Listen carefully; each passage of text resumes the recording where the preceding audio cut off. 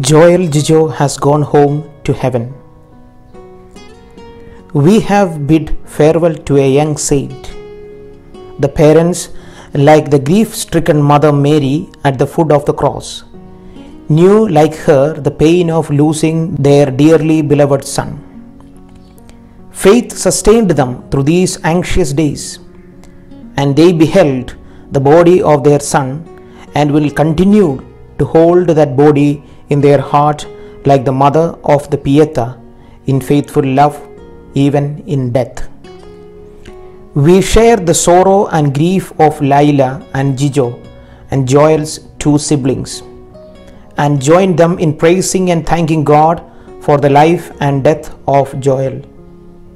Even if I walk through the valley of death, I will not fear, for you are there with me. By all accounts, Joel was an extraordinary young man, and he lived an uncommon and exemplary life of piety and holiness. With Job of old, whom Joel quoted in many of his testimonies and talks during youth ministry services, we say, God gave, God has taken back. Blessed be the name of the Lord. Joel never missed the Holy Mass any single day, even during the pandemic. He spent long hours in front of the Blessed Sacrament in the evening or at night. As an ascetic practice of personal penance, he did not sleep on his bed, but on the floor as vouchsafed by his mother, who secretly used to go to see him in his bedroom. He was an inspiration by his life and words to his youthful companions in the otherwise secularized and materialistic society he lived in, to lead a spiritual and God-centered life. He drew many companions back to the church and to the regular reception of the sacraments. He, as an effective and powerful youth minister, led and animated youth groups, prayer assemblies, spiritual retreats, and faith conventions. Parents felt their children were safe when Joel was in their midst. They would allow their children to go out if he accompanied them.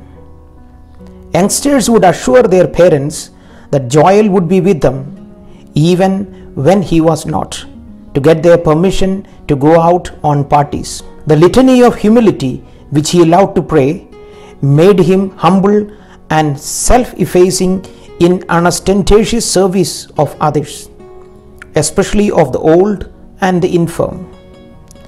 His mother felt that he was too good and holy to be her child, and the family did not deserve to have him as one of their own.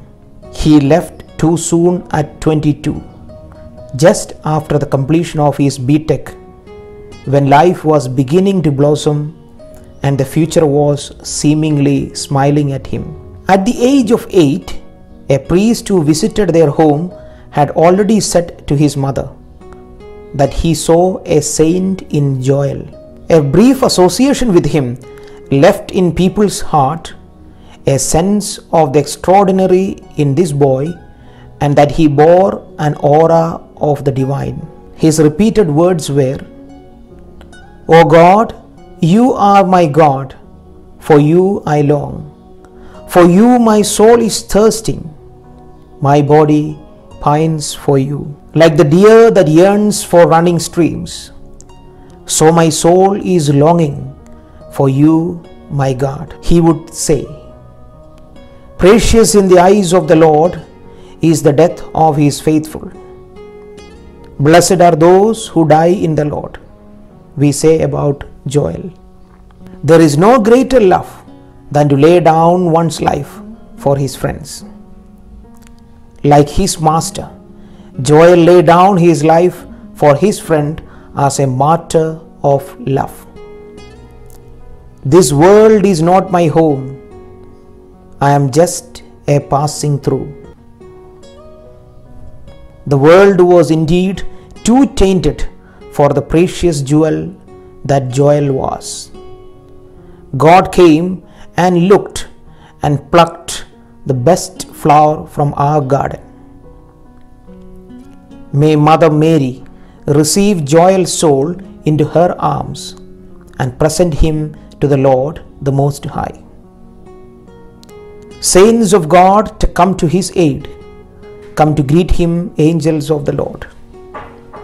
In Joel, we have from our own midst and from our family a Carlo Acutis, who was declared a blessed of the church and a young apostle of the Holy Eucharist. May he be an intercessor for us in heaven, as Joel's mother Leila has confidently assured us that we can turn to Joel in prayer for heavenly graces. There were many dignitaries present at the funeral service. Others sent their condolence messages from different parts of the world. During the homily at the funeral Holy Eucharist, the preacher gave us the 5 guiding principles of the life of Joel, which could become the new 5 commandments for us, especially the youth, as we traverse our way to where Joel is now. First, daily attendance at the Holy Eucharist. Second, weekly confession and worthy reception of Holy Communion. Third, fast and penance on days beyond the prescribed ones. Fourth, no celebrations and partying disapproved by the Holy Catholic Church.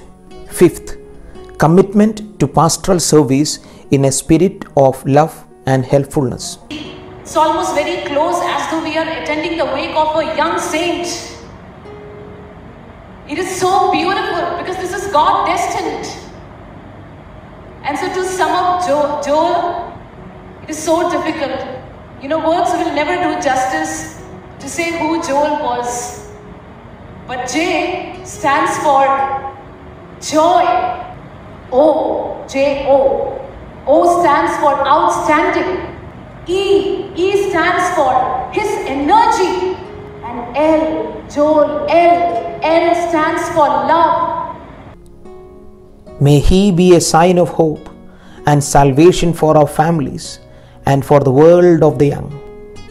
Rest in the arms of God and in the heavenly kingdom of light and love, Joel.